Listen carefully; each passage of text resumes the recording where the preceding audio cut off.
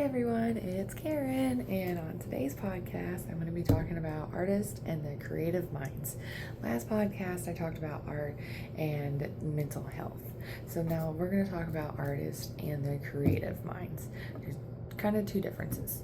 So, an artist's creative mind is characterized by a unique blend of imagination, intuition, and preservation, allowing them to express their inner world through art, often reflecting their perspective and experiences. Here's a deeper look into the characteristics of an artist's creative mind. Some key traits of an artist's creative mind is imagination and intuition.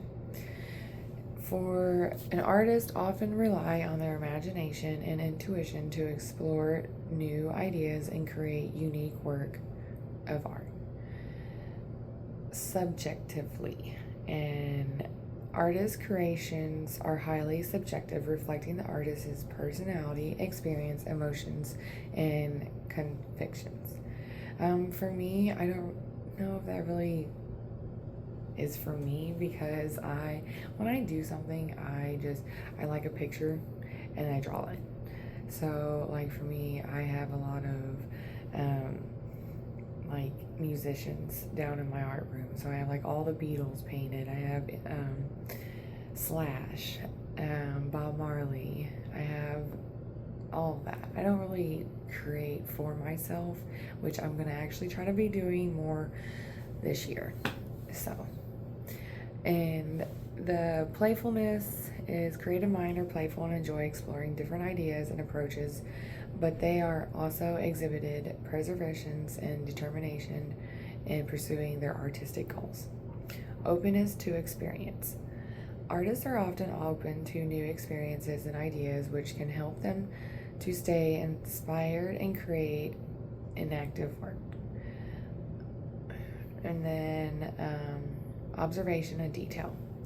Artists are often kept keen to observation of their surrounding, paying attention to details that others might miss. I feel like that really applies to me, because I'm always saying that I don't really see the world, like I see it as it is, but also like I see photos all the time. Like if I look at something like, oh, that would be a really good photo for the library, or that would be a good photo for a plant shop if I see someone's plant on their desk. I just always think about photographing everything, or it's weird, but I guess that's what I like. And then visual thinking. Artists often think visually, using images and visual metaphors to express their ideas. Critical thinking. Artists are also critical thinkers, consistently evaluating their work and seeking ways to improve. Neuroscience and the brain. Studies suggest that artists may have structurally different brains compared to non-artists, with increased neural matter in areas related to fine motor movements and visual imagery. Art therapy and benefits. Engaging in art can reduce stress and anxiety, improve mood, and activate the reward pathways in their brain. Again, we had just learned about that on my last podcast that I talked about art therapy and artists. And then inspiration. Artists find inspiration from various sources, including nature, personal experience, emotions, and other works of art. That is 100% true, especially for me. I find my inspiration out in nature when I'm more calm, cool, collected, kind of just hearing nature, hearing the river, and just, I love being outside. If you have not realized that by now, by all my other episodes I've made.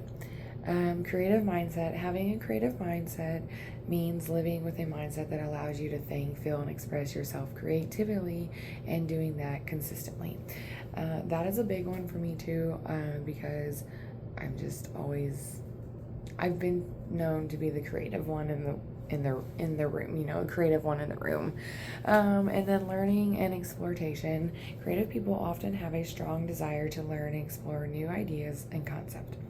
Self-expression. Artists use their art as a means of self-expression, allowing them to share their unique perspective and experiences with the world. for that one, like I said again, I see something I like, I do it. I guess that is my way of showing the world. I like this, so I do it. Like I said, most of the stuff I paint is kind of pop art of a musician. And then the last one is artistic mindset. Is it the artistic mindset that is responsible for creating and performing? It is the ability to connect to one's artistic mind that makes one a creative or a performer, which I believe that one is true because you really, I don't know, some people are born artistic, I feel, and some kind of have to figure it out on their own by seeing something that they like. They just pick up a pencil and do it, or a paintbrush, or the camera, or whatever you are doing. But that is a little bit on artistic and the creativity minds. For me and my creative mind, like I said earlier, I get creative when I go out in nature. Yes, when I see other people's work, I get kind of inspired, but not as much as others think I would. Honestly, I just get inspired when I have a burst of energy, I guess. That's my creative mind. Or when I have time. That's another thing. Trying to manage your time with full-time job and full-time college student, it's a lot. But we make time for what we love. And I hope you do too. So if you want to talk about your creative mind, hop on and let me know, and I can do an interview with you. Or if you want to just talk to me individually, you can always hit my line, and totally fine with that.